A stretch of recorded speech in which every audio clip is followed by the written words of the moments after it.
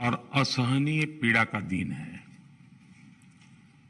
मेरे घनिष्ठ मित्र और जापान के पूर्व प्रधानमंत्री श्री शिंजो आबे अब हमारे बीच नहीं रहे हैं। आबा जी मेरे तो साथी थे ही, वो भारत के भी उतने ही विश्वसनीय दोस्त थे। उनके कार्यकाल में भारत जापान में उनके जो राजनीतिक संबंध थे हमारे, वो को नई ऊंचाई तो मिली ही। हमने दोनों देशों की साझी विरासत से जुड़े रिश्तों को भी खूब आगे बढ़ाया। आज भारत के विकास की जो गति है, जापान के सहयोग से हमारे यहां जो कार्य हो रहे हैं, इनके जरिए शिंजो आबे जी भारत के जनमन में सालों तक बसे रहेंगे। मैं एक बार फिर दुखी मन से मेरे दोस्त को श्रद्धांजलि देता हूं। साथियों, आज का ये आयोजन मेरे और एक घनिष्ठ मित्र अरुण जेटली जी को समर्पित है। बीतों दिनों को याद करते हैं तो उनकी बहुत सारी बातें, उनसे जुड़े बहुत से वाक्य स्वाभाविक रूप से याद आते हैं। और यहां बहुत सारे उनके पुराने साथी मैं देख रहा हूं।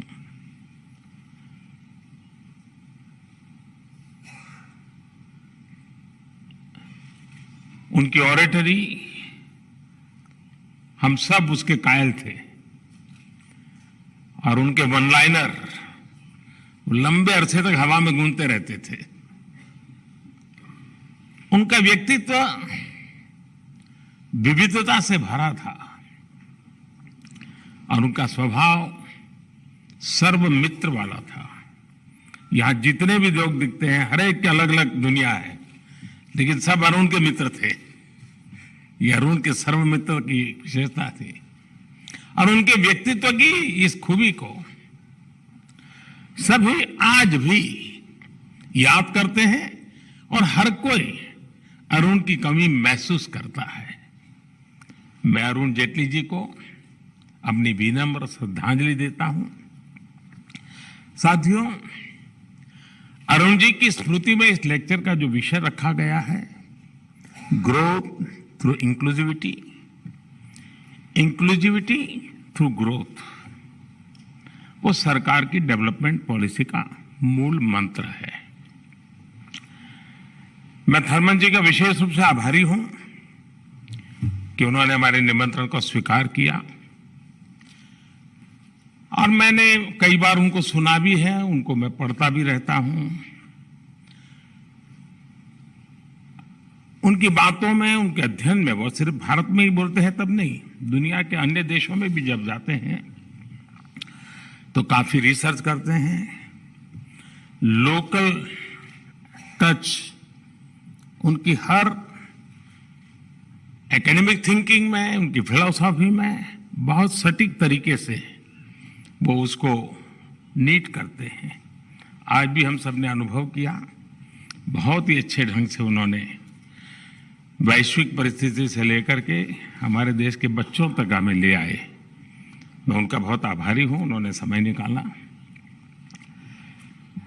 साथियों, जिस विषय पे यहां चर्चा हो रही है, जिस विषय को लेकर के आज अरुण जेटली व्याख्यान माला का हमारा प्रारंभ हुआ है, अगर मैं इसी को सरल भाषा में कहूं तो एक प्रकार से ये थीम, मेरी सीधी सादी भाषा में मैं कहूंगा, सबका साथ सबका विकास। लेकिन इसके साथ ही इस लेक्चर की थीम आज के पॉलिसी मेकर्स के सामने आ रही चुनौतियां और दुविधाओं को भी कैप्चर करती है। मैं आप सभी से एक प्रश्न पूछना चाहता हूं, क्या बिना इंक्लूजन के सही ग्रोथ संभव है?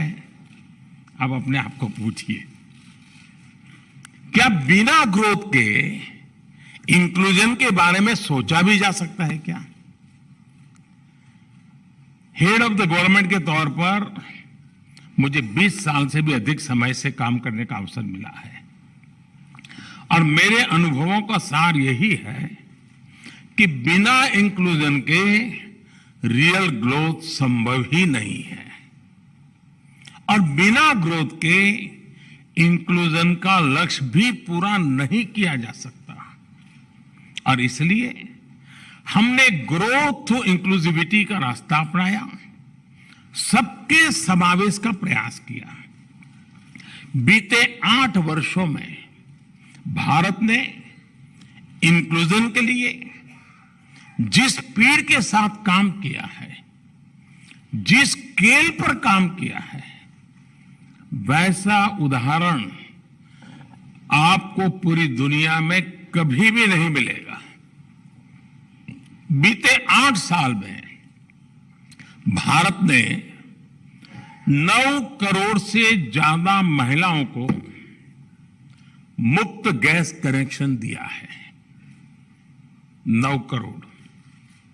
ये संख्या south Africa, Australia, Singapore, New Zealand, इसकी सारी आबादी को भी जोड़ दें तो उससे भी ज्यादा होती है। यानी आप स्केल देखिए, बीते 8 साल में भारत ने 10 करोड़ से ज्यादा टॉयलेट्स बनाकर गरीबों को दिए हैं। थर्मन जी ने इसका बड़ा पैशन होकर के उल्लेख किया। यह संख्या साउथ कोरिया की कुल आबादी के 2 गुने से भी ज्यादा है। बीते 8 साल में भारत ने 45 करोड़ से ज्यादा जनधन बैंक अकाउंट खोले हैं। यह संख्या भी Japan, Germany, Britain, Italy, Mexico, इनकी टोटल पॉपुलेशन से भी करीब करीब उसके बराबर है। बीते 8 साल में भारत ने गरीबों को 3 करोड़ पक्के घर बनाकर दिए हैं। और मुझे याद है, एक बार आप ही के मंत्रिपरिषद के साथ ही ईश्वरन से मेरी बात हो रही थी, सिंगापुर के मिनिस्टर। जब मैं उनको ये स्केल बताता था हाउसिंग का, तो ईश्वरन ने मुझे कहा, तो आपको तो हर महीने एक नया सिंगापुर बनाना पड़ेगा। मैं आपको growth through inclusivity through growth का एक और उदाहरण देना चाहता हूं। भारत में कुछ साल पहले हमने आयुष्मान भारत योजना शुरू की थी, जिसका उल्लेख थर्मन जी ने किया और आने वाले प्रमुख सेक्टर में उन्होंने हेल्थ सेक्टर की चर्चा भी की है। इस योजना की वजह से 50 करोड़ से ज्यादा गरीबों को अच्छे से अच्छे अस्पताल में और हिंदुस्तान में कहीं भी 5 लाख रुपए तक का मुफ्त इलाज मिलना सुनिश्चित हुआ है। 50 करोड़ लोगों को 5 लाख रुपए तक मुफ्त इलाज। बीते 4 साल में आयुष्मान भारत की वजह से देश के 3.5 करोड़ से ज्यादा लोगों ने अपना मुफ्त इलाज कराया है। हमने इस योजना में इंक्लूजन पर फोकस किया। गरीब से गरीब जो है, आखिर की पंक्ति में बैठा हुआ है, उसको भी आरोग्य के संबंध में आवश्यक अच्छी सुविधा मिले। और समय के साथ हमने देखा है, वो पहलू तो इंक्लूजन का है, लेकिन समय ने ये बताया है कि इससे ग्रोथ का रास्ता भी बनता चला गया। जो पहले एक्सक्लूडेड थे वो विकास की मुख्य धारा से जुड़े, तो डिमांड भी बढ़ी और ग्रोथ के लिए अपॉर्चुनिटी का भी विस्तार हुआ। जब भारत की 1/3 आबादी जो पहले बेहतर हेल्थ केयर की सुविधाओं से दूर थी, उसे इलाज की सुविधा मिली, तो इसका सीधा प्रभाव यह हुआ कि हेल्थ केयर कैपेसिटी को उसी हिसाब से खुद को मजबूत करना पड़ा। मैं आपको बताता हूं कि आयुष्मान भारत योजना ने कैसे पूरे हेल्थ केयर सेक्टर को ट्रांसफॉर्म कर दिया है। 2014 से पहले हमारे देश का औसत था, एवरेज 10 साल में करीब 50 मेडिकल कॉलेज बना करते थे। 10 साल में 50 मेडिकल कॉलेज, इतने बड़े देश में। जबकि भारत में पिछले 7-8 साल में पहले के मुकाबले 4 गुना से ज्यादा, यानी करीब करीब 209 नए मेडिकल कॉलेज बनाए गए हैं। अब आप कल्पना कर सकते हैं कि कहां 50 और कहां 209, और आने वाले अभी 10 साल का जब हिसाब लगाऊंगा तो ये मामला और आगे बढ़ने वाला है, वो 400 तक पहुंचने वाला है। बीते 7-8 साल में भारत में अंडर ग्रेजुएट मेडिकल सीट्स में 75% की बढ़ोतरी हुई है। भारत में अब एनुअल टोटल मेडिकल सीट्स की संख्या बढ़कर लगभग 2 गुना हो चुकी है। यानी अब देश को कहीं ज्यादा डॉक्टर मिल रहे हैं, देश में तेजी से आधुनिक मेडिकल इंफ्रास्ट्रक्चर निर्माण हो रहा है। इंक्लूसिवनेस के लिए लाई गई एक योजना का जमीन पर ग्रोथ की दृष्टि से भी इतना बड़ा प्रभाव हम बिल्कुल देख सकते हैं, हम उसको आंक सकते हैं। और मैं तो आपको ऐसी दर्जनों योजना गिना सकता हूं। भारत के डिजिटल इंडिया अभियान ने, जिसका उल्लेख भी थर्मन जी ने किया, लगभग 5 लाख कॉमन सर्विस सेंटर्स ने गांव में रहने वाले गरीब तक भी इंटरनेट की ताकत को पहुंचाया है। भारत के भीम यूपीआई ने करोड़ों गरीबों को डिजिटल पेमेंट की सुविधा से जोड़ा है।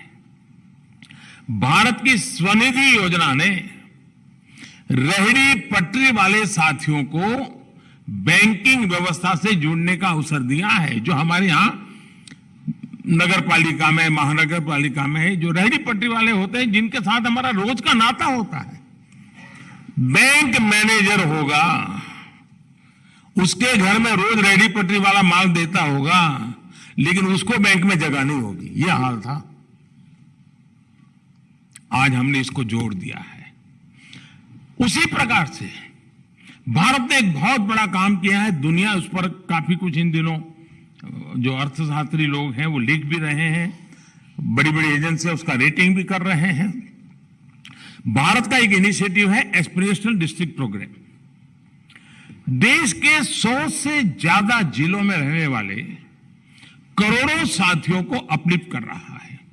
और ये एस्पिरेशनल डिस्ट्रिक्ट की कल्पना यह है कि हिंदुस्तान के और जिलों की तुलना में जो पीछे रह गए हैं, उनकी आकांक्षाओं को हम एड्रेस करें, उनको उस राज्य की टॉप पोजीशन की बराबरी तक ले आए और फिर धीरे धीरे उसको नेशनल टॉप की बराबरी तक ले आए।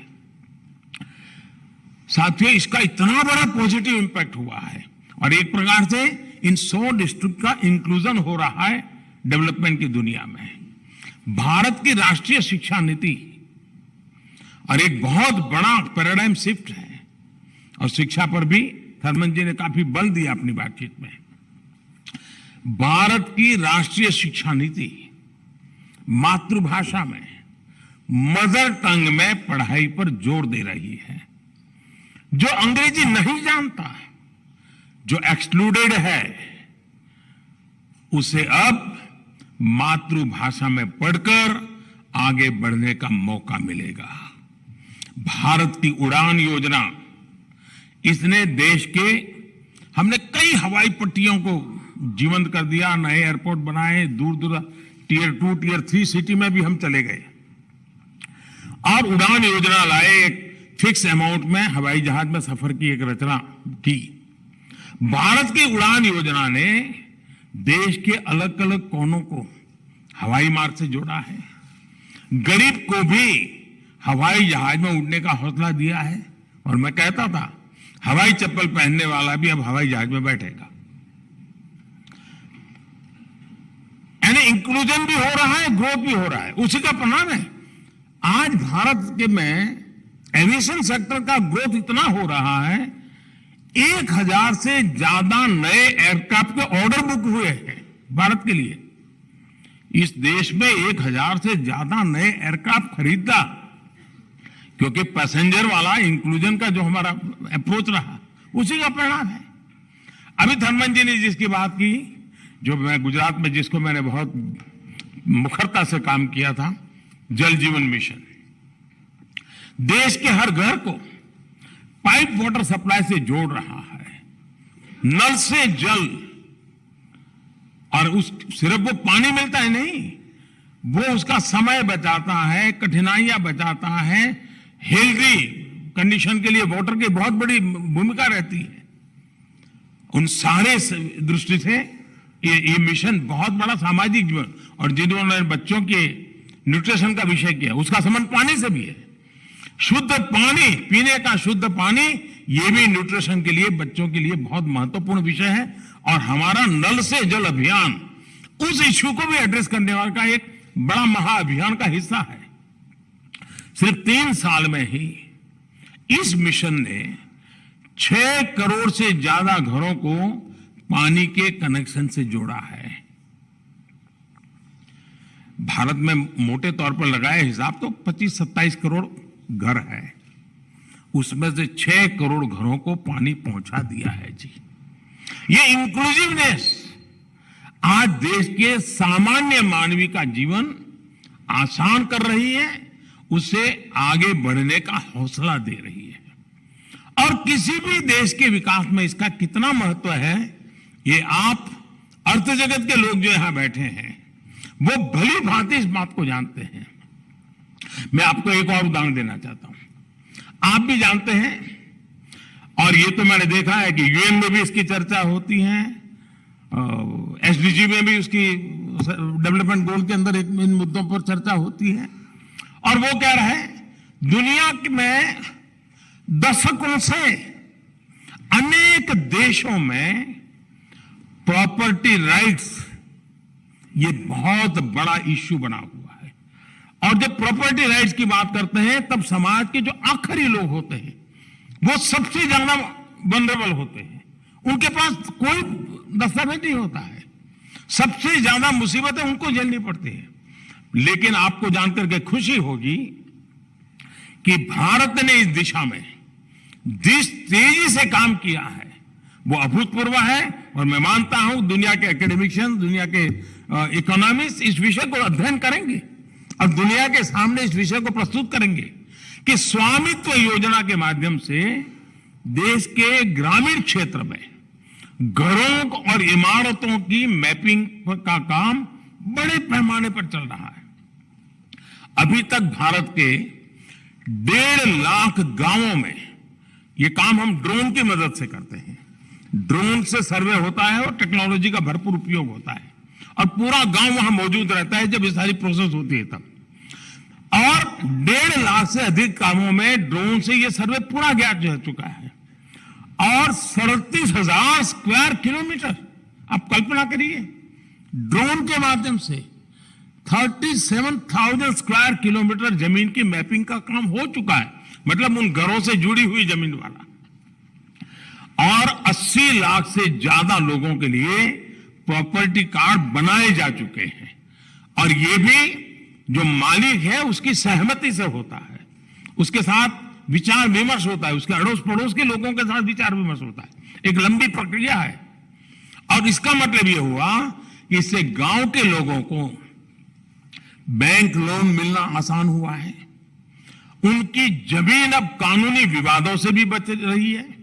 साथियों, आज का भारत रिफॉर्म्स बाय कंपल्सन के बजाय रिफॉर्म्स बाय कन्विक्शन से आने वाले 25 साल का रोड मैप तैयार कर रहा है।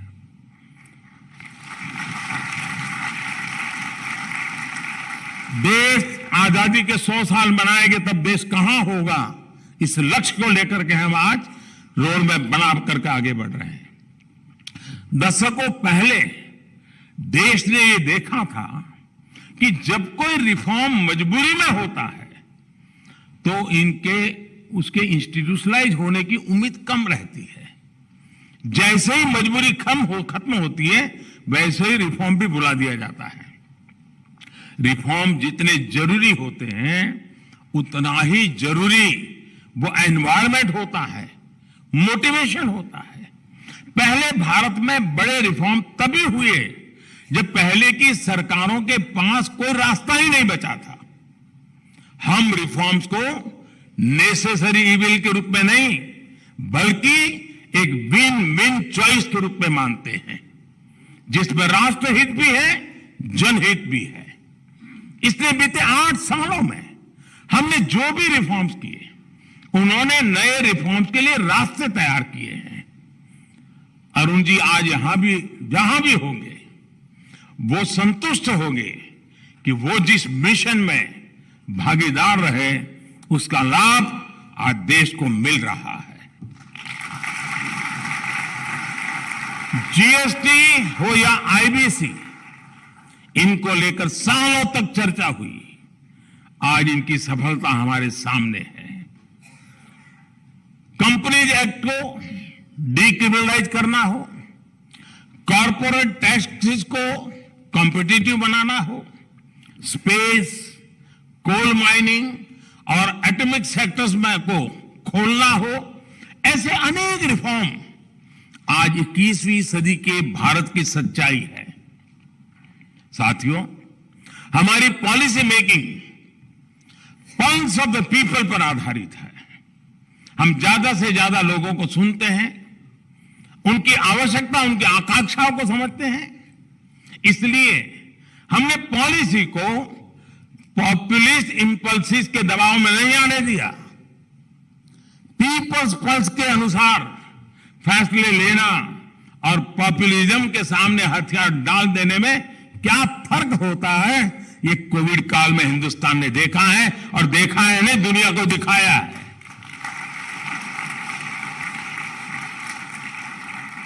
बड़े बड़े अर्थशास्त्री क्या कह रहे थे पैंडेमिक के समय? जब पैंडेमिक आई तो पूरी दुनिया में बड़े बेल आउट पैकेज के लिए, डिमांड ड्रिवन रिकवरी के लिए पॉपुलिस्ट इंपल्स था, हम पर भी दबाव था और हमारी आलोचना होती थी, ये कुछ कर नहीं रहे, कुछ दे नहीं रहे, पता नहीं क्या कुछ हमारे लिए कहा गया। ये भी कहा गया कि लोग चाहते हैं, एक्सपर्ट ये चाहते हैं, बड़े बड़े विद्वान ये चाहते हैं, लेकिन भारत दबाव में नहीं आया। उसने एक अलग अप्रोच अपनाई और बहुत समझदारी के साथ, शांत मन से अपनाई। हमने पीपल फर्स्ट अप्रोच के साथ गरीब को सुरक्षा दी, महिलाओं, किसानों, एमएसएमई पर ध्यान दिया। हमने दुनिया से अलग इसलिए कर पाए क्योंकि हमें पीपल्स पल्स यानी जनता क्या चाहती है, उसकी क्या चिंता है, इसका एहसास है। इसलिए भारत की रिकवरी और बाकी दुनिया की रिकवरी में जो फर्क है वो हम साफ देख सकते हैं। साथियों, मैं अक्सर मैक्सिमम गवर्नमेंट, मिनिमम गवर्नमेंट और मैक्सिमम गवर्नेंस का आग्रह करता रहा हूं। हमारी सरकार ने ऐसे 1,500 कानूनों को खत्म कर दिया है जो लोगों के जीवन में अनावश्यक रूप में दखल दे रहे थे। 1,500 कानून। और मुझे याद है 2013 में जब भारतीय जनता पार्टी ने मुझे पीएम कैंडिडेट बनाया था, 2014 में चुनाव होना था, तो यही दिल्ली में ही व्यापार जगत के लोगों ने मुझे कार्यक्रम के लिए बुलाया था और वो बड़ी थोड़ा गर्म मिजाज का वातावरण था। क्या करोगे, डिकना करोगे, फलाना करोगे, सब पूछ रहे थे। ये कानून बनाओगे, नहीं कानून बनाओगे, ऐसा बड़ा दबाव था। कैंडिडेट था चुनाव के दिनों में, हम भी तो जरा मैंने कहा देखिए आप कानून बनाना चाहते हैं, लेकिन मैं आपको एक वादा करता हूं, मैं हर दिन एक कानून खत्म करूंगा। नए बनाने की गारंटी नहीं देता हूं, खत्म करूंगा। और पहले 5 साल में 1,500 कानून खत्म करने का काम पूरा कर दिया साथियों, जो कानून जनता सामान्य पर बोझ बनते हैं। साथियों, आपको जानकर के खुशी होगी, हमारी सरकार ने 30,000 से ज्यादा, यानी आंकड़ा भी आप चौंक जाएंगे जी, 30,000 से ज्यादा ऐसे कंप्लायंसेस को भी कम कर दिया है जो ईज ऑफ डूइंग बिजनेस में और ईज ऑफ लिविंग में बाधा बने हुए थे। 30,000 कंप्लायंसेस खत्म कर देना, यानी जनता जनार्दन पर कितना अभूतपूर्व विश्वास का युग आया है, उसका नतीजा होता है कि हम कंप्लायंसेस के बोझ से जनता को मुक्त कर रहे हैं। और मैंने लाल किले पर से कहा था कि मैं चाहता हूं सरकार लोगों की जिंदगी से जितनी बाहर चली जाए हमें निकालनी है। लोगों की जिंदगी में सरकार सरकार सरकार सरकार का प्रभाव कम से कम हो, लेकिन जिसको सरकार की जरूरत है उसको सरकार का अभाव न हो, ये दोनों विषय को लेकर के चलने का हमने प्रयास किया है। आज मुझे आपको ये बताते हुए संतोष है कि मिनिमम गवर्नमेंट की अप्रोच मैक्सिमम आउटपुट्स और मैक्सिमम आउटकम्स भी दे रही है। हम बहुत तेजी के साथ अपनी कैपेसिटी का विस्तार कर रहे हैं और इसके नतीजे आपके सामने हैं। कोविड वैक्सीन का ही उदाहरण लें, हमारे देश के प्राइवेट प्लेयर्स ने बहुत ही अच्छा काम किया है, लेकिन उनके पीछे पार्टनर इन प्रोग्रेस के रूप में सरकार पूरी ताकत के साथ खड़ी रही थी। वायरस आइसोलेशन से लेकर स्पीडी ट्रायल तक, फंडिंग से लेकर रैपिड रोल आउट तक जो कंपनियां वैक्सीन का निर्माण कर रही थी, उन्हें सरकार का भरपूर सहयोग मिला। एक और उदाहरण हमारे स्पेस इकोसिस्टम का है। आज भारत पूरी दुनिया में सबसे विश्वसनीय और अत्याधुनिक स्पेस सर्विस प्रोवाइडर में से एक है। इस क्षेत्र में भी हमारा प्राइवेट सेक्टर इकोसिस्टम बहुत ही बेहतरीन काम कर रहा है, लेकिन उनके पीछे भी पार्टनर इन प्रोग्रेस के रूप में सरकार की पूरी शक्ति है, जो उन्हें हर सुविधा और जानकारी उपलब्ध करने में मदद कर रही है। जब हम भारत के डिजिटल पेमेंट इकोसिस्टम का उदाहरण लेते हैं, तो हमारे यहां फिनटेक के साथ ही डिजिटल पेमेंट से जुड़े कई प्लेयर्स हैं, लेकिन यहां भी देखें तो इनके पीछे जेम ट्रिनिटी, रुपे, यूपीआई और सपोर्टिव पॉलिसीज का मजबूत आधार है। यहां मैंने केवल कुछ उदाहरण आपके सामने रखे हैं, लेकिन मैं इन्हें दुनिया के लिए एक रिसर्च का विषय मानता हूं। एकेडमिक वर्ल्ड को गहराई में जाने के लिए निमंत्रण देता हूं। दुनिया भर के इकोनॉमिस्ट को मैं निमंत्रित करता हूं। आइए उसकी बारीकियों को देखिए। इस विशाल देश, अनेक वित्त आवश्यकताएं, उन सब के बावजूद भी हम किस प्रकार से आगे बढ़ रहे हैं। एक प्रकार से देखें तो अब सिर्फ प्राइवेट सेक्टर या सरकारी वर्चस्व वाले एक्सट्रीम मॉडल्स की बातें पुरानी हो चुकी हैं। अब समय है कि सरकार की प्राइवेट सेक्टर को पार्टनर इन प्रोग्रेस मानकर उन्हें प्रोत्साहित करें और हम इसी दिशा में